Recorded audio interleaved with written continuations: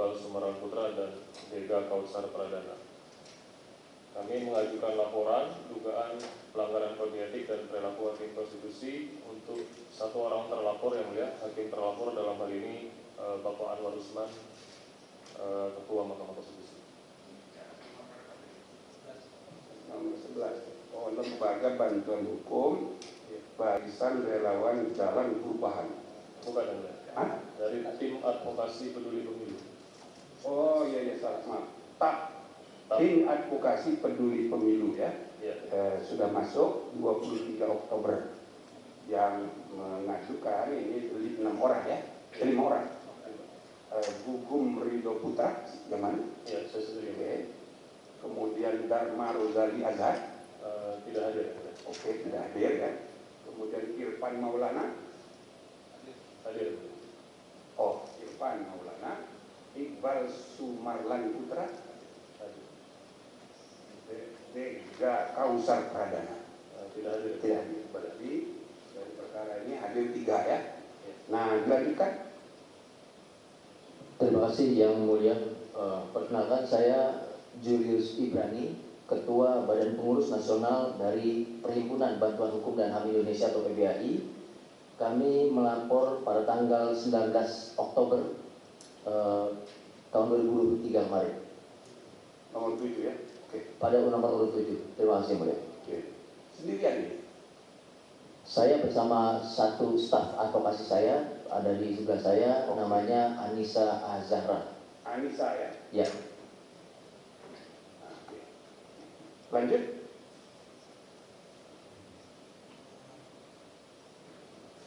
Baik, bismillahirrahmanirrahim. Assalamualaikum warahmatullahi wabarakatuh. Yang mulia, perkenalkan kami dari Advokasi Rakyat untuk Nusantara. Nama saya Yudi Rijali Muslim. Saya sebagai Ketua Bidang Hukum dan HAM Advokasi Rakyat untuk Nusantara.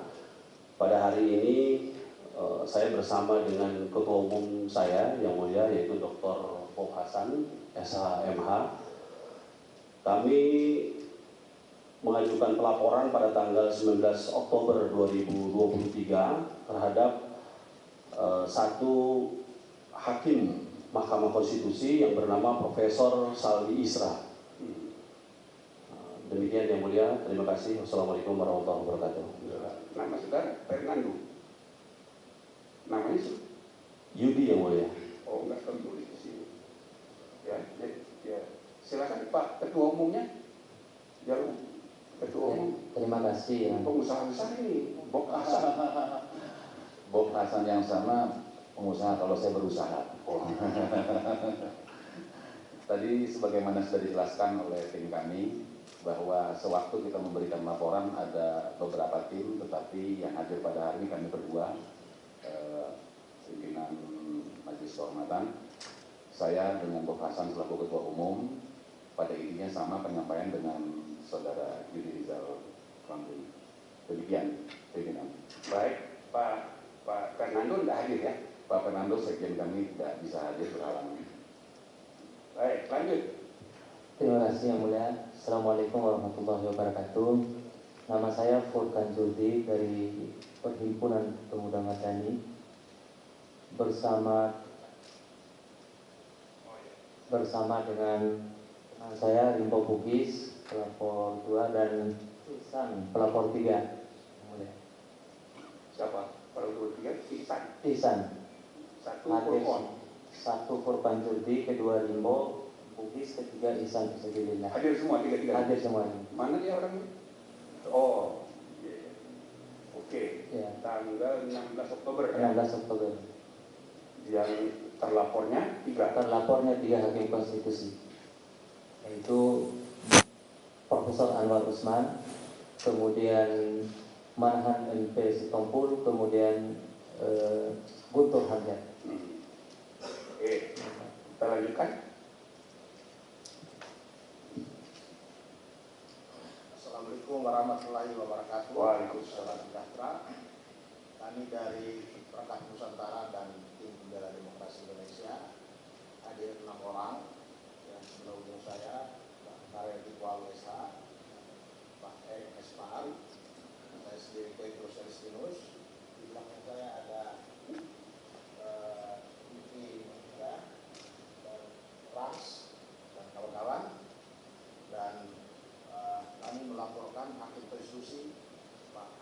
Usman. Terima kasih. Ini 6-6-nya hadir ya? Hadir sudah. Wah, paling semangat dulu. Yang dicatat di sini terlapornya 9. Apa 1 apa 9?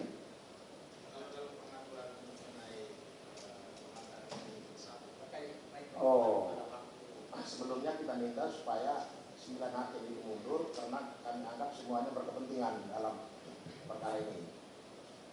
Jadi yang pertama itu sebetulnya sifatnya teguran, peringatan kepada, dan itu diajukan sebelumnya, sebelum putusan tanggal 12 Oktober. Sesudah putusan diubah jadi 1. Ya, kami buat laporan pelanggaran kode etik tanggal 18 Oktober. Jadi kita catat di sini 1 orang ya. Atau 9? 1. Oke, kalau gitu yang 8 coret ya. Nah ini penting untuk klarifikasi karena kita kan harus dengar pembelaan mereka. Jadi kita pastikan dari Perekat Nusantara ini terlapornya 1 orang, yaitu Profesor Anwar Usman. Ya. Lanjut, mana lagi? Yang hadirin sudah habis. Nah, kita lanjutkan ke yang Zoom. Siapa ini yang Zoom ini?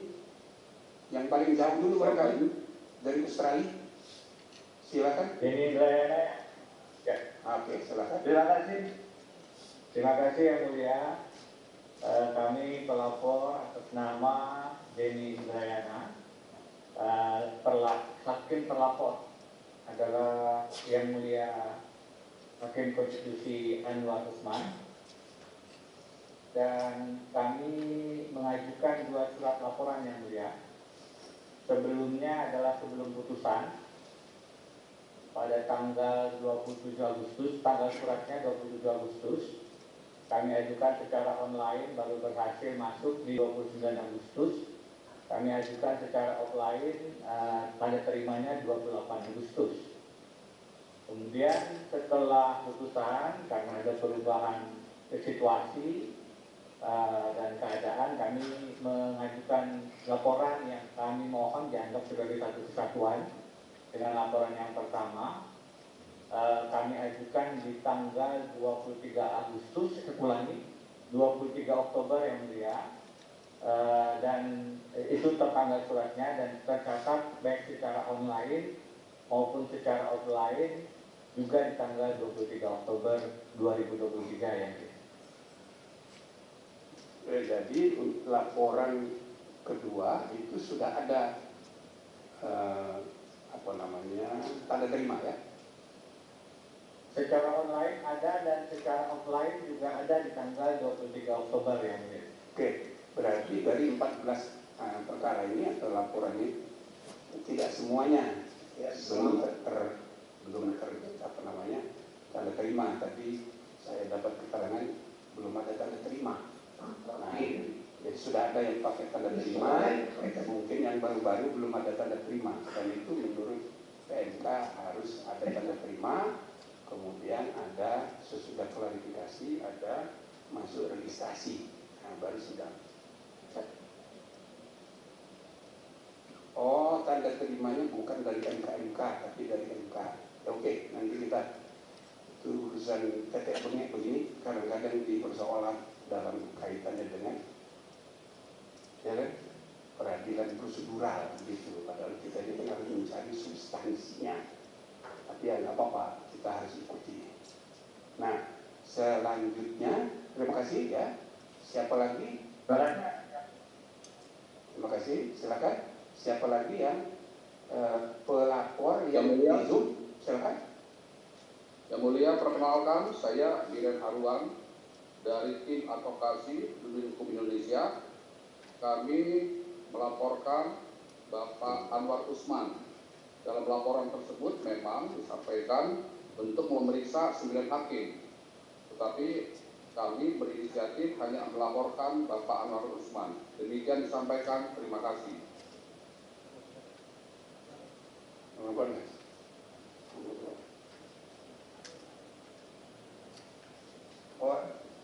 Tim advokasi peduli hukum Indonesia itu ya? Betul yang mulia. Oke. Nah, Saudara siapa namanya? John Immanuel. Saya Biren Arwan Esa, Biren Arwan, nomor 15. Oh, ini. Ini yang mengajukan 15 orang. Siap, Yang Mulia. Sebagai pribadi-pribadi ya. Yang Mulia, betul. Oke. Nah, terus dalam laporan Anda melaporkan 9 hakim. Dan hakim agar segera dibentuk Dewan Etik untuk memeriksa para hakim yang memeriksa. Tapi kami putuskan untuk memeriksa Anwar Usman saja.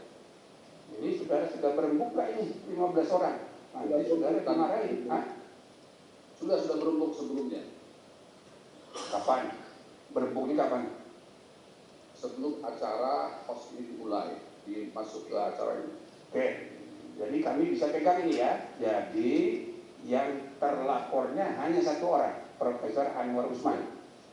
Ya, meskipun kami minta untuk membentuk Dewan Majelis belum memberikan 9, tetapi kami menekankan kepada Saudara Anwar Usman, Hakim Anwar Usman. Demikian, terima kasih. Iya ya, enggak, ini harus pasti 9 atau 1 karena kami akan harus panggil, harus ada sidang khusus ya, memberi kesempatan yang bersangkutan itu bela diri.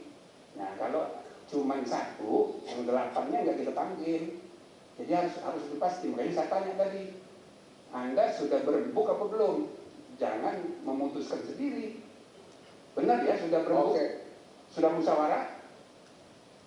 Begini Yang Mulia, mohon maaf. Ya silakan bagi teman-teman, karena saya pribadi mengusahakan seperti itu. Tetapi bagi teman yang lain yang ada di dalam tim advokasi, apabila setuju dengan usulan saya, silakan. Tapi seandainya pun harus menjadi 9, tetap 9 yang dipanggil, ya saya pun tidak keberatan. Terima kasih. Begini aja, saudara berembuk dulu, nanti segera sampaikan per surat aja. Kan bisa cepat, dengan WA pun bisa. Ada supaya kita jangan menyalahi dia, nggak ribut sendiri ber-15 ya, 3 orang aja suka bertengkar sarjana hukum ini, apalagi 15 ya. Jadi kami beri kesempatan, kan ini baru rapat klarifikasi, belum masuk ke sidang membicarakan substansi. Nanti kalau saudara sesudah rapat ini mengadakan musyawarah, sepakat jadi 1 saja, tolong segera dikirim surat resminya. Baik Yang Mulia. Ya, gitu ya. Baik. Nah, baik, siapa lagi di Zoom? Sudah berapa ini? Izin Yang Mulia. 1, 2, 3, 4, 5, 6, 7. Nah, yang nomor 8 siapa? Izin Yang Mulia. Ya, yang mana siapa? Ya, silakan. Ya, saya Andi dari Lembaga Bantuan Hukum Cipta Karya Keadilan, ditemani sama saya Ahmad Fahmi Yusti Randi. Dalam hal ini mengajukan laporan terpisah terhadap 2 hakim konstitusi, yaitu Hakim Konstitusi Saldi Isra dan Hakim Konstitusi Arif Hidayat. Pengajuan kami ajukan pada tanggal 23 Oktober 2023 Yang Mulia. Terima kasih Yang Mulia. Oke, jadi saudara sendirian ini sebagai apa? Sebagai lawyer? Bukan Yang Mulia. Ya, saya belum tanya sih kepentingan hukumnya apa ya, tapi kita catat aja dulu. Jadi saudara mengajukan 2 surat terpisah, 1 terlapornya Profesor Saldi, yang kedua Profesor Arif Hidayat. Oke. 9 dan 10. Oke. Nah, kalau gitu tinggal berapa ini sudah? Ada lagi yang belum di Zoom? Izin Yang Mulia. Tunjuk tangan biar kelihatan. Silakan. Oh, di mobil ya. Ya, silakan. Saya kembali di jalan Yang Mulia. Jadi kami sudah memasukkan laporan pada tanggal 19 Oktober terhadap Yang Mulia Hakim Konstitusi Saldi Isra perihal dugaan pelanggaran kode etik Yang Mulia. Jadi dari mana siapa ini? Namanya dulu, kenalkan nama dulu. Siapa? Ya, saya perkenalkan nama saya Ahmad Fatoni. Oh, Fatoni. Perwakilan dari Lisan, Advokat Lisan, Lingkar Nusantara, Yang Mulia.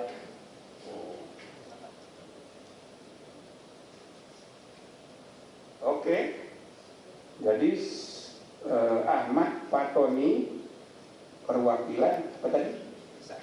Perwakilan dari advokat Lisan Lingkar Nusantara. Insan Nusantara. Lisan kepanjangannya Lingkar Nusantara yang mulia. Tertulis resmi begitu ya di surat ya? Tertulis yang mulia. Oke, siapa lagi? Sudah berapa ini? 10. Siapa lagi yang belum di Zoom?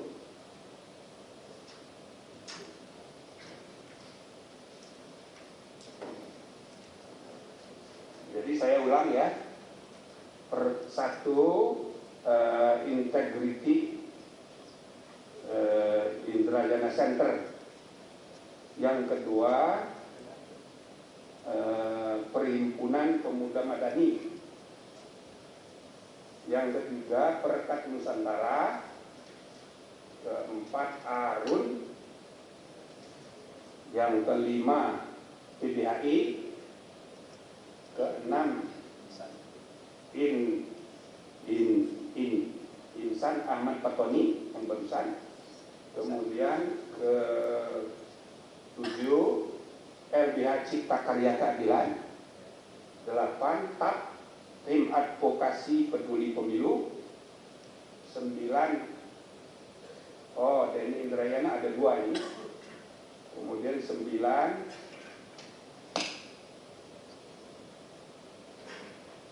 Tim Advokasi Peduli Hukum Indonesia. Berarti yang belum hadir ini ada 1, 2 ya, yang belum hadir ya. 1, Lembaga Bantuan Hukum Barisan Relawan Jalan Perubahan, yaitu Saudara Roynald Christian Pasaribu. Yang kedua, Perkumpulan Aktivis Pemantau Hasil Reformasi Bandot Malera. Yang ketiga, LPPN, Lembaga Pemantau dan Pengawas Pejabat Negara. Jadi ada 3 pelapor yang belum hadir ya. Benar? Itu tidak ada di Zoom? Nggak ada ya? Nah, baik saudara-saudara sekalian, saya ucapkan selamat datang bagi saudara-saudara sekalian. Saya berharap Anda manfaatkan dengan sebaik-baiknya forum ini. Majelis Kehormatan ini baru dibentuk, sebelumnya namanya Dewan Etik, sekarang ini Majelis Kehormatan. Bisa permanen 3 tahun, tapi untuk yang kali ini ad hoc dulu, yang ini dulu, karena mendesak ini. Nah, jadi status sementara MK-MK ini ya ad hoc untuk mengatasi kasus yang terjadi sebagai akibat putusan MK berkaitan dengan syarat capres ya yang sangat kontroversial. Nah, ini perlu diketahui, ini perkara belum pernah terjadi dalam sejarah umat manusia. Ya, seluruh dunia, semua hakim dilaporkan melanggar kode etik. Baru kali ini. Gitu ya. Jadi saudara-saudara sekalian, terlepas dari saudara ini berasal dari mana, ya, sekarang ini masyarakat politik itu terpecah 5. Kubu sini, kubu tengah, dan kubu antara. Pada marah semua. Nah, jadi kasus putusan terakhir ini menarik perhatian seluruh rakyat Indonesia. Ini bagus, harus disyukuri. Itu loh, untuk public education bagus sekali ini. Civic education bagus sekali. Ini nggak ada orang yang tidak membicarakan MK sebulan ini. MK semua dengan segala macam ya emosinya. Nah, bagus itu. Jadi kalau kita lihat dari langit, waduh, ini harus disyukuri, bagus ini. Dan yang membuat sejarah itu di saudara-saudara ini yang melaporin. Gitu. Jadi saya ucapkan selamat datang di sini ya mari kita ya syukuri. Jadi maksudnya dengan semangat bersyukur gitu, ya jangan marah-marah juga di sini. Biasa-biasa aja kita adu ide aja gitu.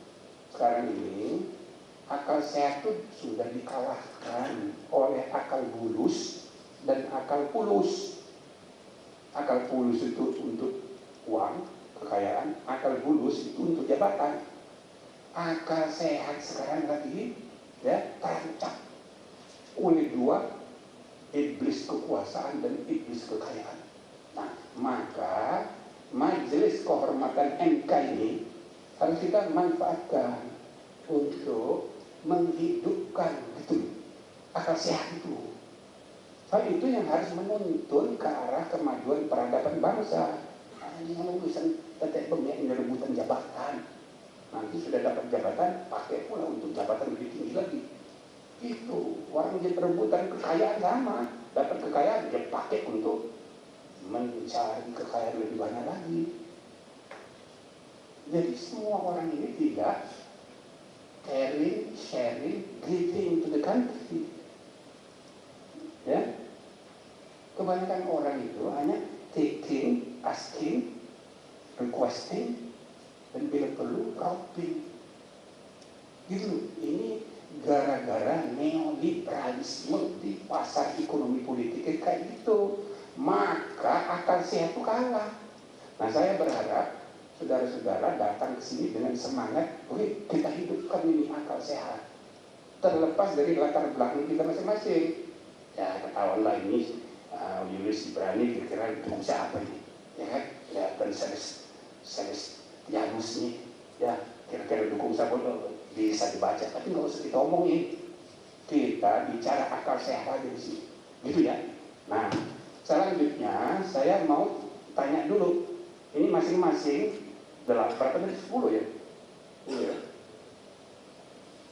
Nah, ini untuk ngecek ya, kami harus ngecek. Kepentingan hukum saudara ini apa? Berkaitan dengan ini supaya ada reasoning. Jadi jangan sekedar mau cari panggung. Enggak lah, kalau cari panggung saudara tidak begitu. Cuma kan kita harus cek. Itu harus dicatat ini. Jadi bahan pertimbangan kami nanti. Karena yang kita mau dalam tanda petik adil ini bukan orang sembarangan. Para negarawan 9 orang pula. Nah, gitu. Jadi saya undang saudara mulai tolong dijelaskan ya, kepentingan hukum saudaranya apa. Ya, ini kan berkaitan dengan legal standing. Harus dijelaskan. Anda harus menjelaskan bahwa Anda ini relevan, punya kepentingan, misalnya gitu. So itu kami yang pertanggungjawabkan waktu menilai ya bukti-bukti itu. Nah, jadi sebelum saya nanti beri kesempatan para anggota majelis, sebelah kiri saya Profesor Bintan Saraghe sudah beberapa kali menjadi anggota Dewan Etik ya. Kemudian satu sebelah kanan saya Bapak Dr. Wahidudin Adam yang di dalam PMK memang harus satu dari antara 3 ada hakim yang aktif. Inilah membedakan peradilan etika dan peradilan hukum. Nah, dalam peradilan etik itu campuran antara ya kan masalah internal, privat dan masalah publik. Maka gabung orang luarnya 2, tapi tetap harus ada orang dalam untuk check and balance. Nah, gitu ya. Jadi ini Pak Wahid ini hakim yang dari 9 itu paling sedikit dilaporkan. Nah, maka beliau ini dipilih oleh RPH MK, sedangkan beliau senior, ya kan, adalah yang sudah pengalaman di Dewan Etik sebelumnya. Saya nggak dilihat sebagai siapa-siapa karena saya ini pendiri MK. Saya pendiri di KPP. Saya pun mempelopori peradilan etik terbuka. Dan untuk saudara ketahui ini ruangan ini kami yang bikin dulu. Makanya saya nostalgia di sini. Nah, gitu ya. Jadi saya mau mulai dari sini. Barangkali Pak Petrus dulu. Tolong dijelaskan. Nggak usah substansi dulu ya. Kan kita baru klarifikasi. Nah, Anda dikasih kesempatan lah. Kira-kira 5 menit gitu. Paling lama 10 menit. Silakan. Jadi kepentingan pelapor dari Rekan Nusantara dan Tim Pembela Demokrasi Indonesia, yaitu karena kami melihat posisi Mahkamah Konstitusi dalam waktu hampir 1 tahun ini berada dalam posisi terutama Hakim Ketua Profesor Dr. Anwar Usman berada dalam posisi tidak bebas, tidak merdeka. Bahkan lembaga ini pun menjadi tidak merdeka karena setiap kali ada uji undang-undang terhadap Undang-Undang 45, itu salah satu pihak yang ada di dalam setiap perkara itu adalah Presiden. Sementara dengan hubungan seperti itu, baik lembaganya maupun 9 hakim konstitusi itu seperti berada dalam keadaan tidak bebas. Padahal salah satu mahkota yang terpenting dari hakim-hakim yaitu adalah kemandiriannya. Jadi kami melihat bahwa kemandirian atau kebebasan hakim konstitusi ketika berhadapan dalam perkara uji undang-undang, terlebih-lebih perkara yang menyangkut perkara 90 yang kemarin sudah diputus, itu syarat dengan hubungan nepotisme, atau boleh dikatakan salah satu hakim konstitusi yang atau hakim terlapor berada dalam hubungan keluarga semenda, yang menurut undang-undang kekuasaan kehakiman dia harus menyatakan diri mundur. Begitu juga pihak pemberi keterangan, dalam hal ini ada perwakilan dari Presiden, tapi juga tidak pernah menyatakan keberatan dengan hubungan seperti itu.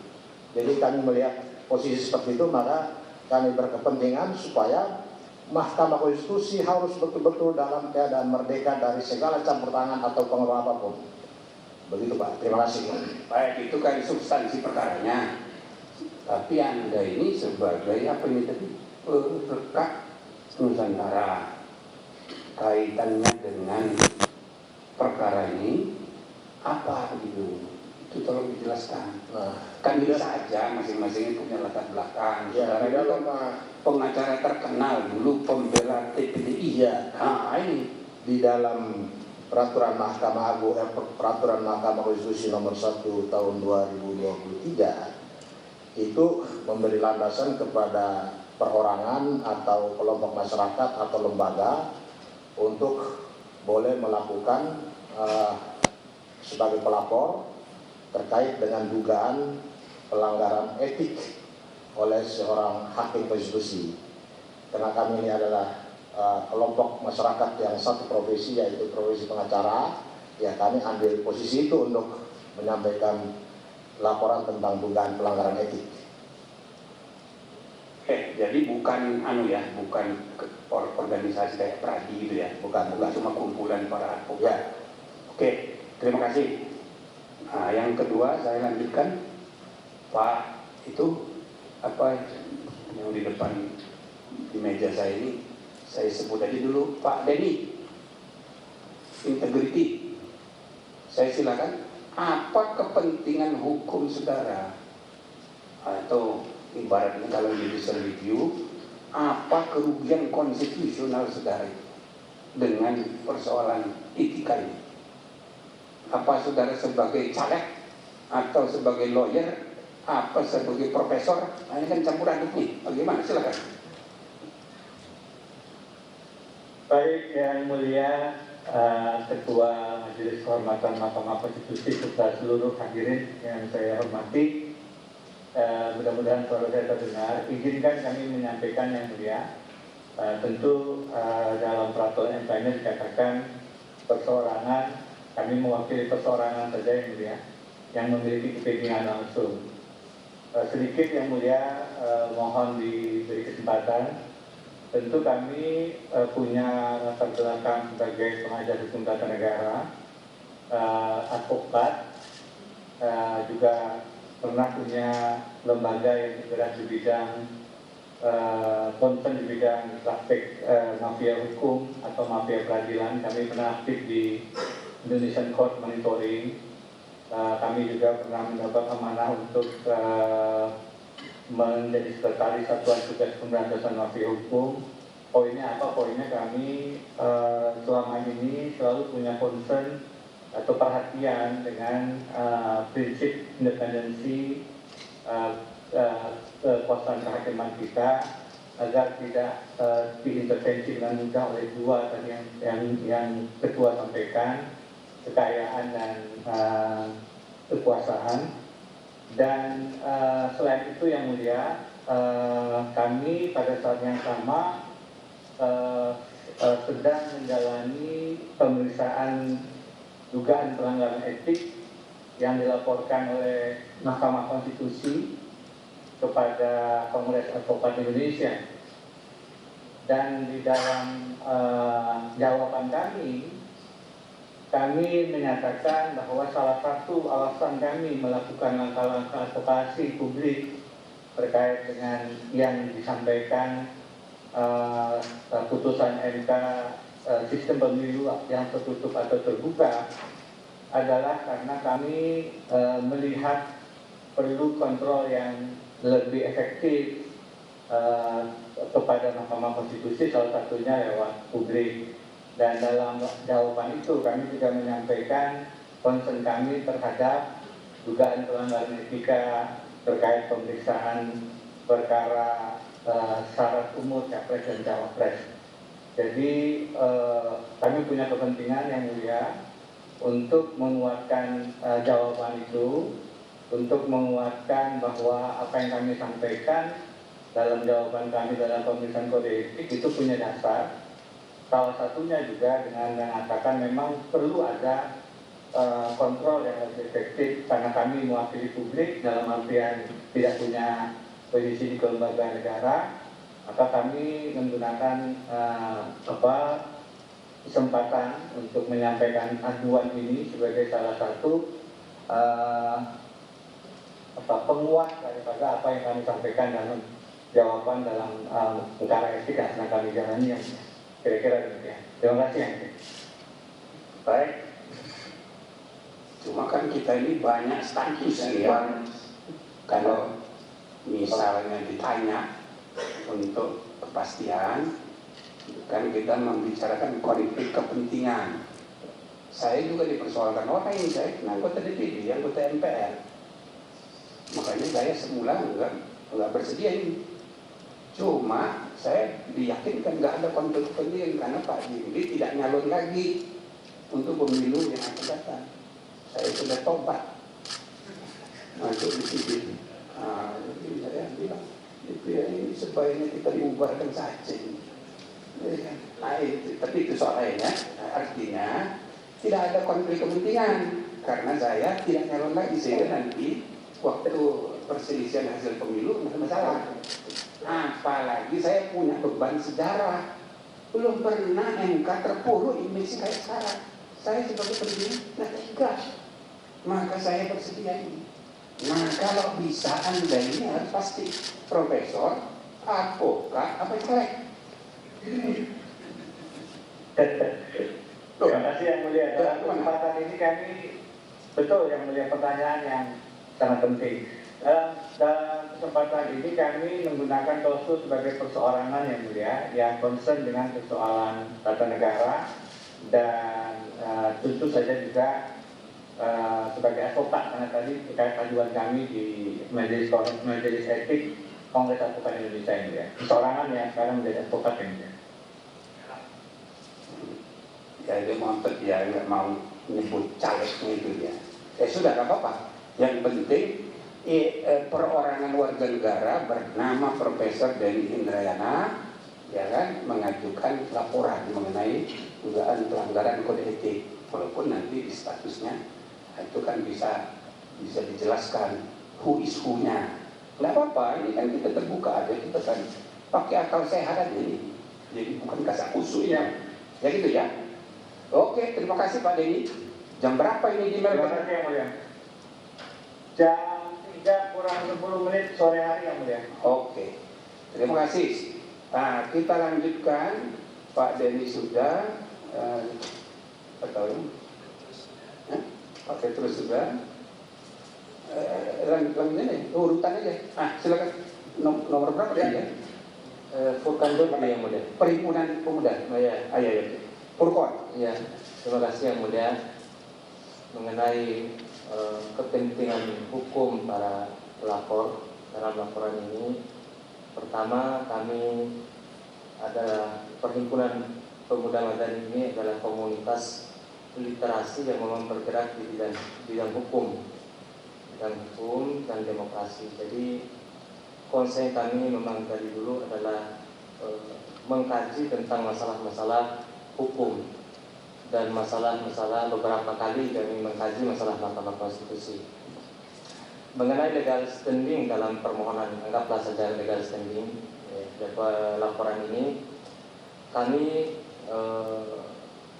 juga adalah para anak muda yang di bawah 40 tahun tapi tidak bisa mencalonkan diri berdasarkan putusan MK karena belum pernah menjabat sebagai bupati dan gubernur katakan atau kepala daerah yang dipilih oleh pemilihan umum. Jadi kepentingan hukum kami langsung kena di situ akibat ada putusan 90 itu. Kepentingan hukum kami. Jadi kami merasa ada ketidakadilan, ada kerugian-kerugian yang mendasar bagi kami dalam konstelasi demokrasi dan pemilihan umum itu. Nah, kemudian Majelis yang mulia, saya kira sebagai warga negara juga kami berhak untuk melakukan pengawasan atau kontrol terhadap pejabat negara, karena hakim Mahkamah Konstitusi itu adalah pejabat negara yang apabila putusan-putusannya, dalam hal ini putusan mengenai pengujian undang-undang atau norma satu undang-undang itu pasti akan berlaku secara meluas, dan itu pasti akan secara langsung akan berdampak kepada kami para terlapor. Oleh sebab itu yang mulia, berdasarkan alasan-alasan itulah kami mengajukan laporan ini. Terima kasih. Baik, jadi persoalan soal pengalaman itu ya, bukan soal 40-nya. Kalau di bawah 40 malah senang saudara ya. Cuma pengalaman sebagai. Tapi ada klausul tambahan itu yang akhirnya membuat tidak ini klausul dalam putusan Mahkamah Konstitusi. Penambahan norma itu. Iya, masuk akal. Jadi karena itu yang terlapor cuma 3 ya. Cuma 3. Oke, yang mulia. Yang 2 saudara senang. Saya senang. Kepada yang 4?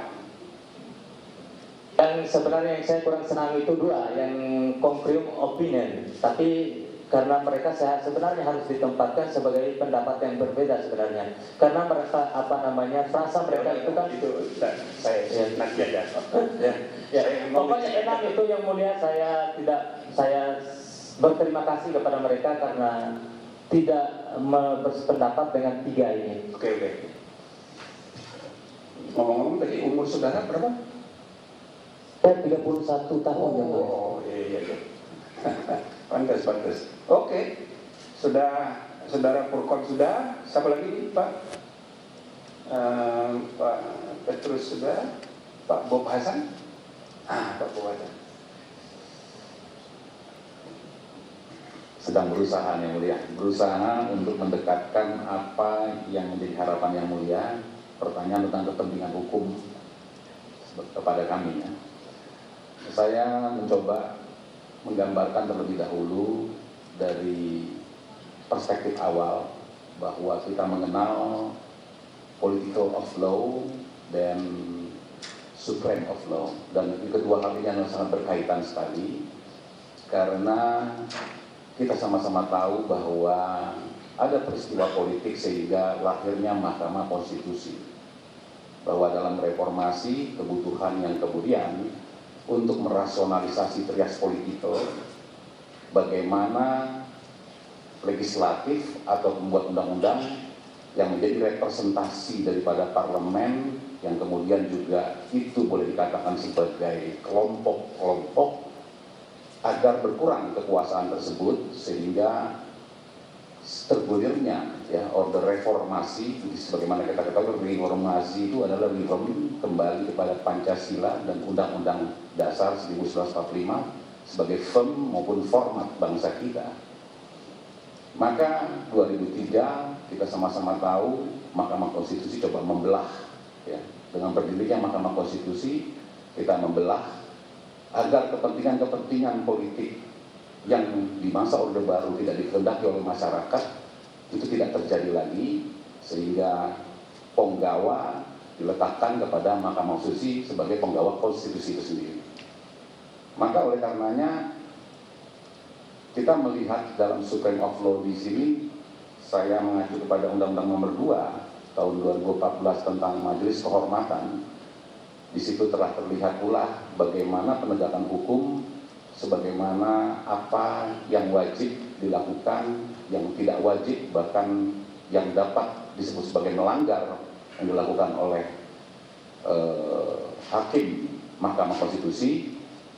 Ini sangat sama sekali tidak mencerminkan terhadap politik hukum yang berangkat daripada peristiwa politik di Order Reformasi, bila mana atau ketika ada seorang hakim Mahkamah Konstitusi yang notabene adalah sebagai seorang negarawan yang menyatakan bahwa ini adalah legal policy yang bukan, dan seluruhnya kenapa dilemparkan kepada Mahkamah Konstitusi persoalan-persoalan ini, sehingga itu melahirkan atau menjadi satu persepsi publik Mahkamah Konstitusi ini menjadi tidak manfaat sebagaimana cita-cita tahun 2003 berdirinya Mahkamah Konstitusi. Itu yang menjadi dasar pemikiran kami, latar belakang kami, dan dari sini saya berharap Yang Mulia dapat melihat di mana kepentingan hukum yang kami laporkan pada kesempatan ini. Dan sebagai warga negara tidaklah layak, oleh karena saya coba masuk sedikit substansi sebagai advokat, saya tahu persis bagaimana dissenting opinion. Dissenting opinion bukanlah political opinion, bukanlah sebagai emotion opinion, tetapi betul-betul harus mengacu kepada pokok perkara. Perkara apa yang sehingga menjadi perbedaan pendapat itu, tetapi tidak dengan serta-merta sekian hari dalam waktu yang dekat, atau ini saya singkat-singkat Yang Mulia, selama berpengalaman di dalam Mahkamah Konstitusi, hal ini tidak mendidik, bahkan inilah yang membelah persepsi publik sehingga timbulnya persepsi-persepsi yang negatif. Demikian Yang Mulia. Baik, terima kasih ya Pak Bob Hasan, terkenal sejak zaman Orde Baru. Iya, saya pikir sudah tua, ternyata masih muda. Baik, kita lanjutkan. Sama sudah tadi ya. Nah, sekarang Pak Julius. Baik, terima kasih Yang Mulia. Saya mewakili PBHI secara kelembagaan. Jadi dalam konteks administrasi kami merujuk pada akta pendirian termasuk perubahan terakhir dari PBHI yang pada intinya memiliki visi untuk terwujudnya negara yang menjalankan kewajibannya untuk menghormati, melindungi dan memenuhi hak asasi manusia serta mempromosikan nilai-nilai hak asasi manusia. Dalam kerja-kerjanya kami bagi menjadi 3. Pertama, memberikan bantuan hukum dan penyuluhan hukum kepada seluruh warga negara Indonesia, yang mana kami juga tercatat sebagai organisasi bantuan hukum di Kementerian Hukum dan HAM. Yang kedua, menyelenggarakan kegiatan-kegiatan ilmiah seperti seminar, lokakarya dan juga penelitian. Dan yang terakhir, poin kelima adalah melakukan advokasi hak asasi manusia. Jadi perlu kami sampaikan juga dalam hal advokasi hak asasi manusia ini juga termasuk advokasi kebijakan atau policy advokasi. Salah satunya adalah dengan mengajukan uji material atau permohonan pengujian undang-undang terhadap undang-undang dasar ke Mahkamah Konstitusi, termasuk juga dengan mekanisme pihak terkait dan juga pelaporan terhadap dugaan pelanggaran kode etik hakim konstitusi.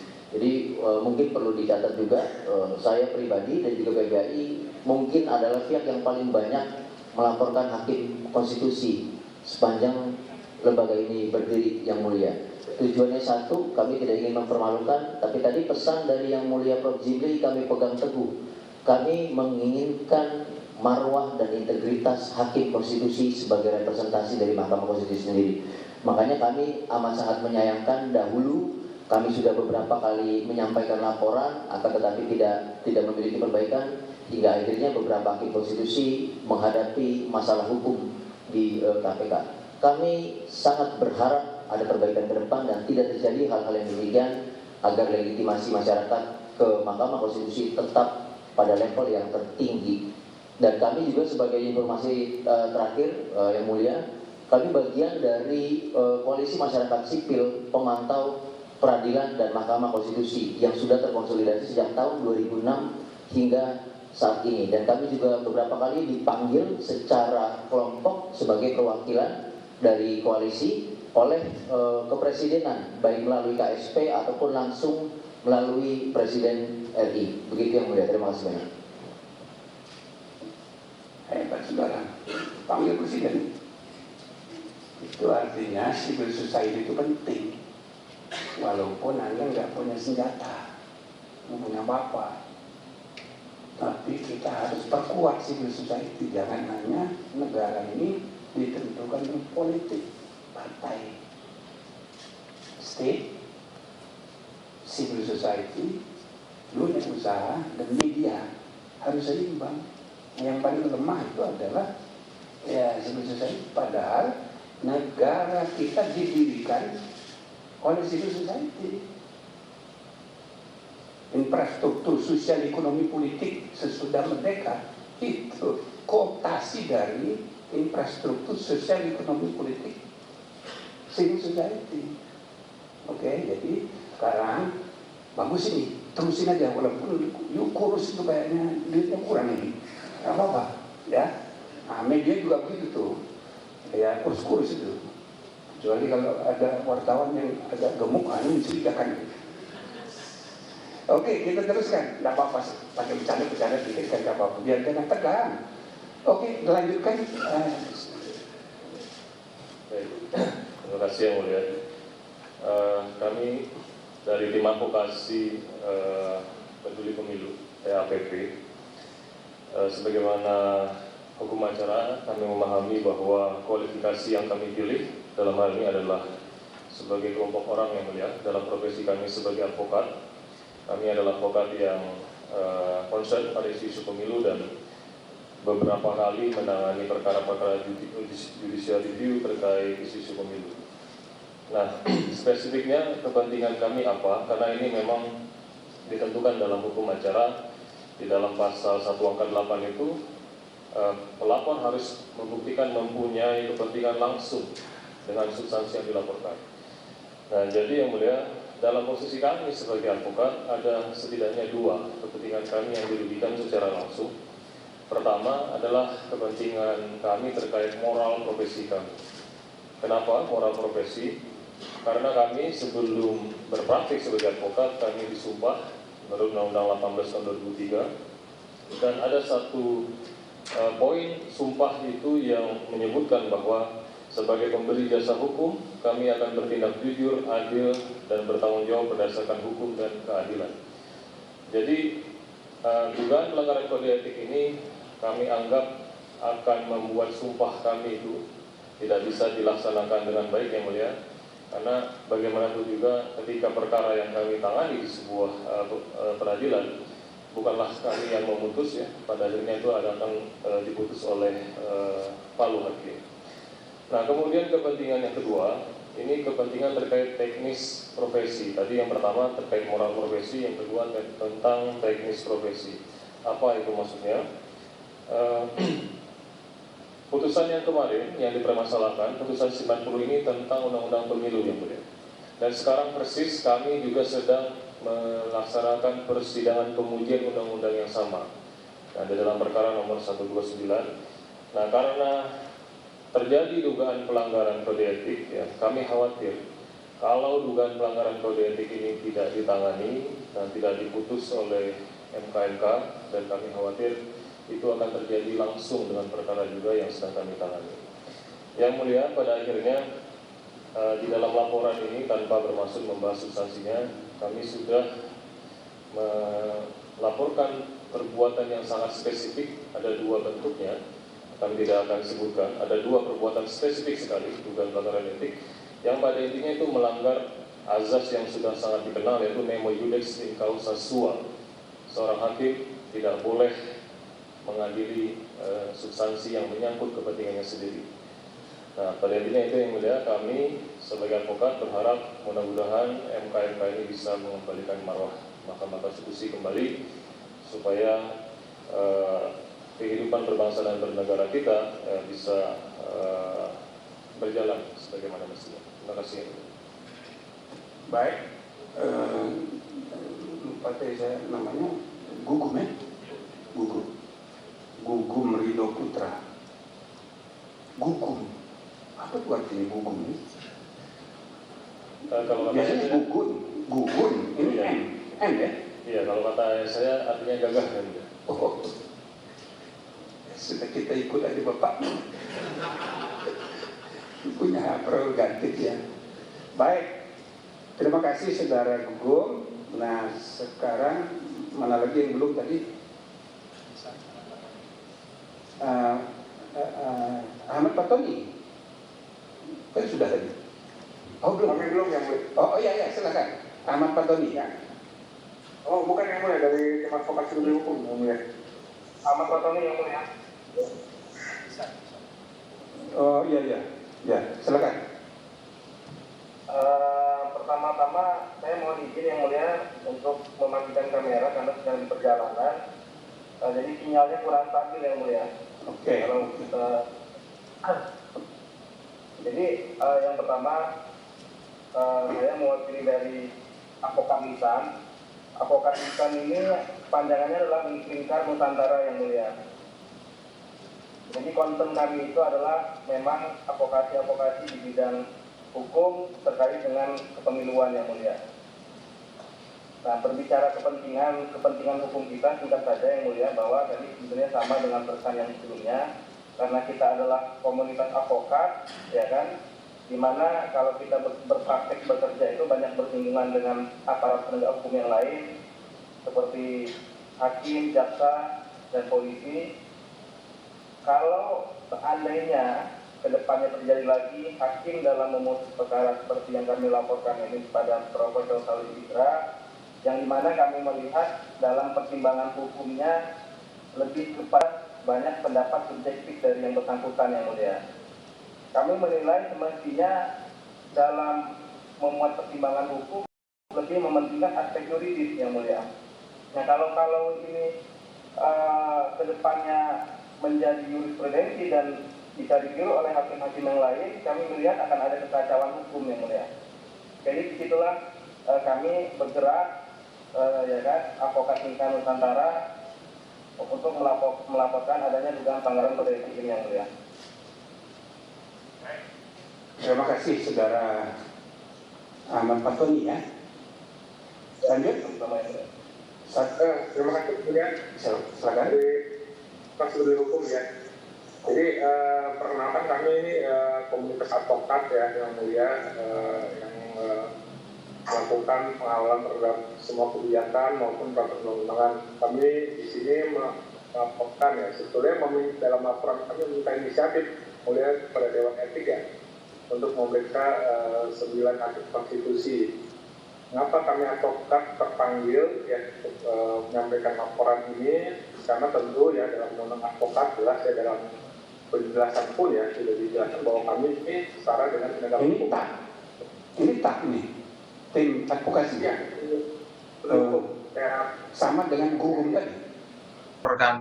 Kami dari Lembaga Bantuan Hukum Cipta Karya Keadilan bergerak pada bidang advokasi dan bantuan hukum dan juga edukasi hukum yang mulia. Maka dari itu kami terpanggil untuk mengajukan 2 laporan terpisah ini karena MK ini sebagai penjaga konstitusi, marwah lembaga ini, kami sebagai calon advokat merasa penting dan terpanggil untuk membenahi apa yang seharusnya moral seorang hakim, seorang negarawan tidak seperti demikian. Terima kasih yang mulia.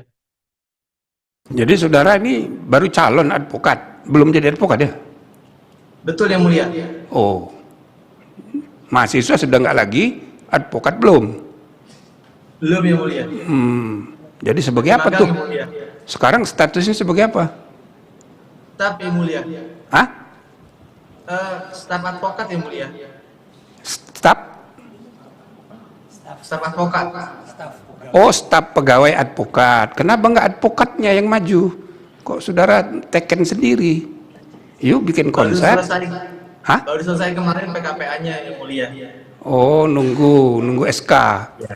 Kalau saya saudara sukses ini cepat keluar SK itu. Hah? Oke, jadi itu nanti kami pertimbangkan ya. Jadi kan soal legal standing itu kan sudah ada aturannya, nanti bergantung tafsirnya. Apakah ini memenuhi syarat atau tidak memenuhi syarat.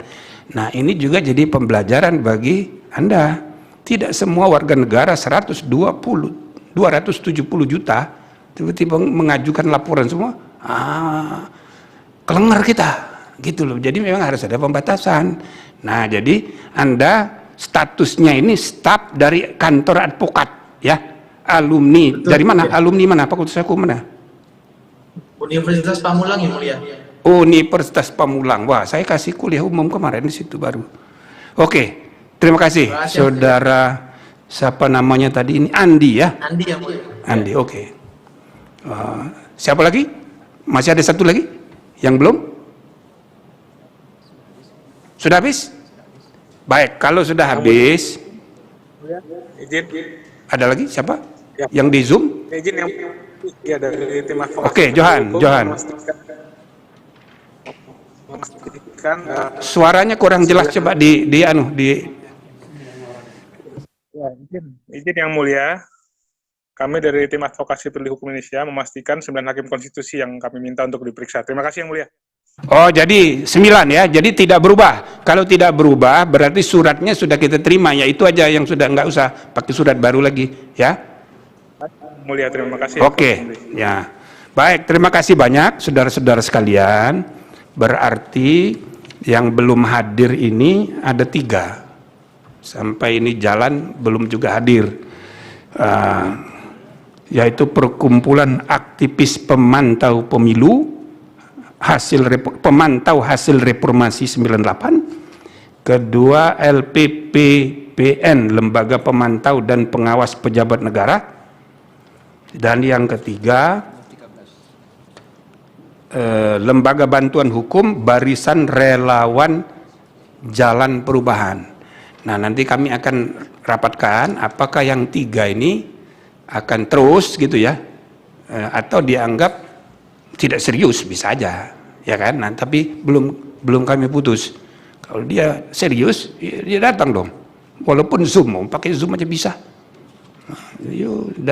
Dari mobil aja bisa. Nah, bisa kita tafsirkan bahwa ini tidak serius. Bisa begitu kan? Tapi belum diputuskan, biar nanti kami jam 1 akan merapatkannya. Yang kedua, saudara ya, klarifikasi sudah ini, yang harusnya klarifikasi ini seperti tadi saya bilang di sidang pendahuluan. Tapi supaya kita cepat, karena waktu nggak banyak, waktu kita cuma 30 hari, dan sebetulnya kalau ngejar tanggal pengesahan calon, nah itu kan tanggal berapa itu, lebih cepat lagi bulan November ini. Nah, jadi dengan banyak pelaporan ini, kami mesti kerja cepat. Nah, maka jadwal sidang ya akan ditentukan nanti, kami rapat jam 3 ya. Kami akan mengatur jadwal sidang minimal 3 hari panggilan 3 hari, berarti harus siap-siap.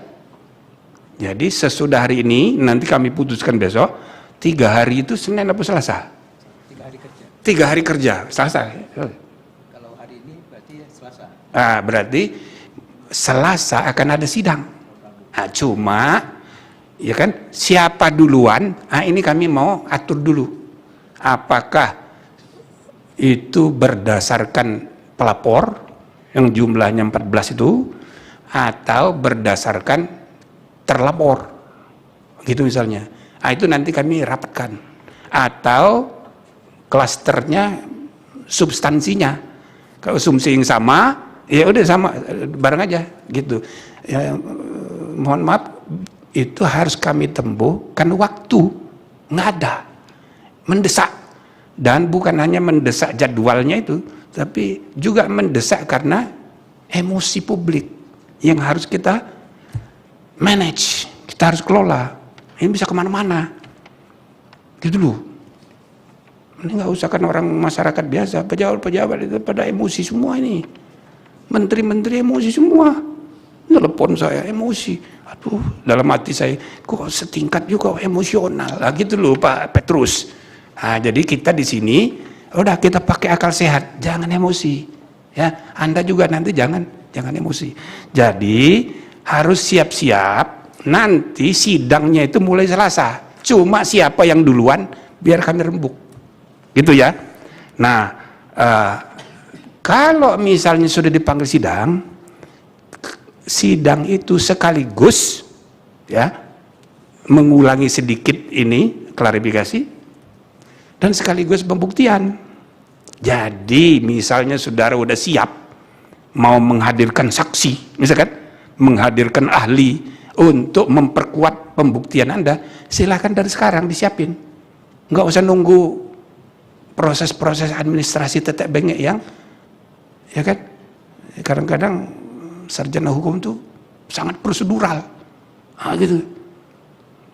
Melihat hukum titik koma. Itu bukan SH tapi STK. Sarjana titik koma. Nah, saya berharap Anda jangan begitu.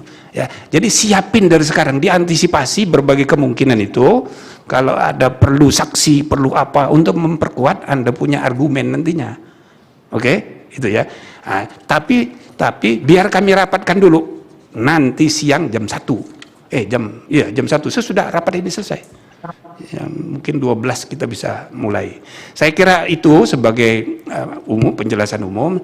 Saya undang Profesor Bintan, barangkali ada yang mau ditanyakan kepada saudara-saudara pelapor.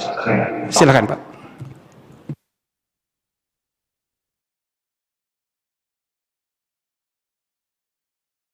Baik, Pak. Terima kasih Ketua Sidang, Ketua MKMK. Saya hanya berharap ya, karena kemungkinan besar sebagian besar dari kawan-kawan ini akan lanjut nanti, karena mungkin maksudnya juga lanjut ya, kecuali kalau kita baca ada sekedar main-main di dalamnya itu kita akan coret ya. Tapi kalau sudah seperti ini, semuanya serius, kami ingin hari gilirannya dibawa buktinya ya. Buktinya itu diperkuat. Kalau ada tambahan bukti, silahkan. Boleh kok menambahkan buktinya. Supaya nanti sidang kita ini serius. Karena ini disorot oleh masyarakat ya. Pembuktian ini. Juga kalau ada saksi. Saksinya itu dikasih tahu sama kita lebih cepat ya Pak ya. Saksinya dikasih tahu supaya bisa digilir waktunya. Ini hanya sampai tanggal 24 November maksimal. Ya Pak Wahid ya.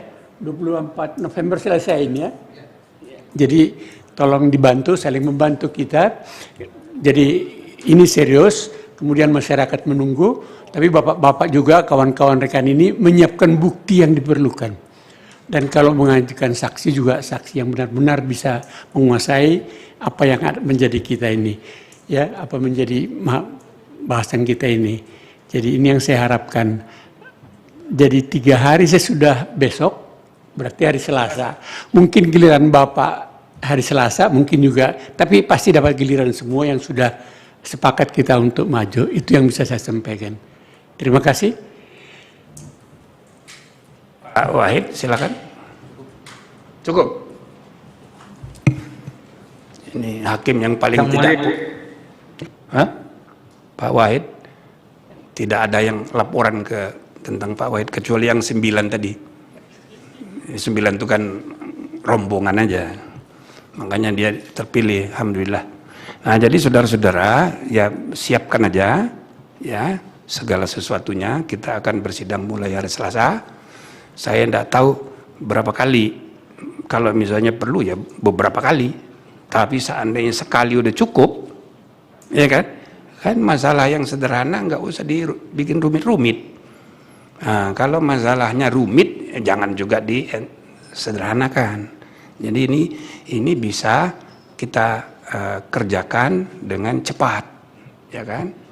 Nah, juga saya sudah minta tadinya hari ini tanda laporan saudara itu sudah terdaftar atau bukan sudah tanda terima.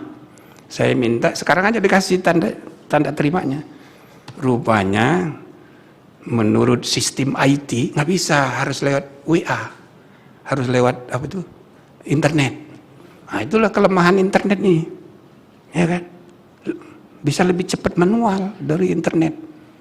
Nah, jadi niat kita sekarang ini sudah ada kepastian semua laporan Anda itu sudah resmi, dan sesudah kami rapat nanti langsung masuk dalam berita registrasi, ya, naskah registrasi, sehingga laporan Anda sudah resmi jadi perkara dan itu tercatat dalam sejarah, ya kan? Seperti pengantar saya sampaikan tadi, Anda semua ini berjasa membuat sejarah. Oke. Semua landmark decision dalam sejarah peradilan di dunia, atau istilah Inggrisnya, semua leading case, ya, kalau istilah Inggrisnya, dalam sejarah. Itu nanti kalau udah diputus yang dapat nama hakimnya. Tapi sebenarnya itu hakimnya itu cuma memutus sesudah diyakinkan oleh Anda, pelapor, pemohon, penggugat, lawyer.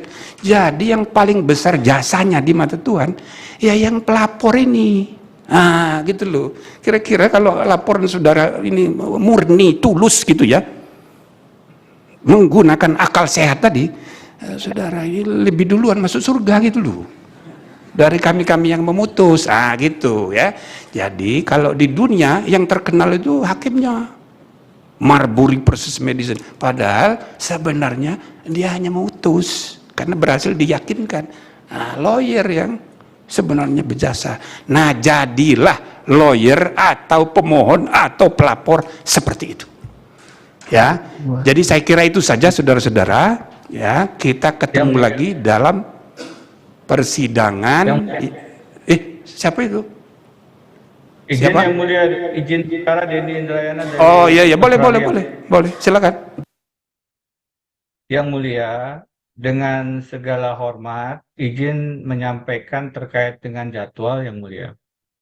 Salah satu pertimbangan ada kerugian kami sebagai perseorangan maupun sebagai yang concern dengan kepemiluan ini adalah tentu kaitannya dengan pemilihan presiden 2024. Saya baru saja membuka lagi jadwal yang mulia, dan jadwal yang terkait dengan pemeriksaan etik ini adalah pengusulan bakal pasangan calon pengganti di KPU. Tahapannya itu yang mulia, kalau menurut jadwal yang kami baca adalah 26 Oktober hari ini sudah bisa ada calon pengganti hanya sampai tanggal 8 November yang mulia. Dan itu artinya hanya kalau kita berhitung hari kerja dari sekarang sampai tanggal 8 November, itu hanya ada, saya tadi hitung 10 hari kerja.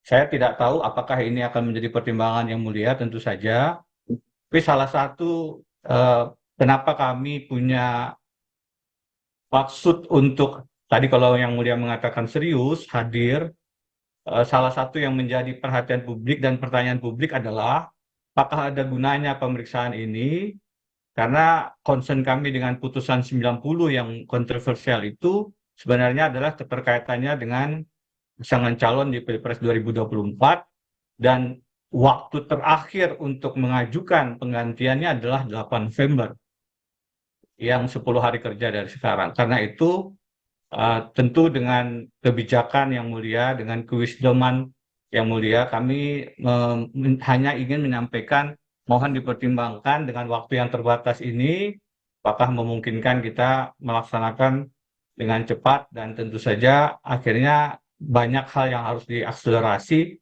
termasuk pemeriksaan-pemeriksaan, seandainya memungkinkan keterkaitannya dengan masa pendaftaran pengganti tadi yang berakhir di 8 November 2023. Demikian yang mulia. Terima kasih. Baik, jadi nanti jadwal sudah sulit ini. Kami ini kan baru dilantik kemarin. Saya ini sudah dihubungi bulan lalu. Sudah saya nggak mau, saya bilang jangan saya, yang lain aja. Tapi saya diminta lagi. Alasannya ya kan saya nggak nyalon lagi. Ya sudah, karena memang saya punya beban sejarah. Kita bikin MK ini bukannya gampang. 5 tahun pertama itu dimarah-marahin semua orang. Itu loh. Nah, dapat gedung ini juga setengah mati, apalagi gedung sebelah. Ya, gitu. Jadi kami sebagai rombongan generasi pendiri nggak tega ini membiarkan. Cuma kan saya sudah bilang ini minta lagi. Mungkin di internal MK juga banyak pertimbangannya, sehingga kami baru dilantik kemarin. Nah gitu loh. Nah jadi ya sudah, apa yang sudah terjadi nggak usah disesali. Yang penting kita cepat ini kerja ini. Makanya hari ini langsung kita bikin rapat, dan bahkan kita terabas sedikit. Itu kan yang sidang pendahuluan itu, kita terabas sedikit. Dan lebih penting lagi untuk mengelola opini publik, kita bikin terbuka. Coba saudara pelajari itu PMK, itu kan harus tertutup gitu. Nah tapi dengan kesepakatan Anda semua tadi, karena kalau tertutup atau terbuka pilihannya itu soal kerugian yang kepentingan yang dirugikan itu siapa? Itu si termohon, terlapor, bukan termohon. Nah jadi tetap harus tertutup pada prinsipnya, tapi untuk pembuktian oleh pelapor kita bikin terbuka. Anda sepakat tadi sudah kan? Nah, jadi ini kan soal kesepakatan. Hukum itu kan kontrak publik. Makanya Undang-Undang Dasar itu disebut kontrak sosial. Kesepakatan aja itu jauh lebih penting. Nah, kedua mengenai yang diminta oleh Pak Denny itu ya harus diterima, apa boleh buat gitu ya. Nanti kami rapatkan bagaimana way out-nya untuk misalnya yang rombongannya Pak pelapor Pak Denny dan kawan-kawan atau integrity law office ini, apa didahulukan atau dibelakangkan. Jadi mungkin karena sifat laporannya agak sedikit beda dengan yang lain, misalnya yang saya baca itu mempersoalkan juga mengenai keabsahan putusan dan dengan kemungkinan putusan dibatalin berdasarkan Undang-Undang Kekuasaan Kehakiman. Ntar dulu soal benar salahnya, tapi itu yang antara lain yang dipersoalkan. Nah kalau begitu bisa aja didahulukan. Siap gak Anda datang ke Jakarta nih, cepat besok berangkat? Yang mulia, kami siap untuk membuktikan dan siap untuk menyelamatkan bersama-sama dengan yang mulia Mahkamah Konstitusi yang mulia. Kita selamatkan sama-sama yang mulia, insya Allah. Oh siap ke Jakarta ya, segera cari tiket. Nah ini soal serius. Jadi kalau dengan Zoom begini terbatas, ya nanti you nunjuk tangan mau klarifikasi tapi nggak kedengeran. Datang aja. Dan ini juga menunjukkan kepada pelapor yang lain, masalah seserius begini jangan tidak datang. Begitu ya. Termasuk yang 3 tadi yang nggak hadir ini, itu patut dipertanyakan, serius sama nggak mereka ini. Kita mesti tegas. Kalau nggak serius, udah kita coret, gitu loh. Ya, nah jadi saya rasa itu nanti jadwalnya biar kami runding. Ya, yang penting kami minta saudara-saudara semua siap, ya, siap membuat sejarah. Jadi tinggalkan dulu urusan yang lain. Oke? Baik, kalau tidak ada lagi. Izin yang mulia. Ya silakan. Mengacu tadi pendapat Prof. Denny bahwa tanggal 8 November memang penentuan Capres Cawapres, mungkin kalau yang mulia berkenan, hari Senin kita mulai untuk pembuktian, syukur dengan kesaksian.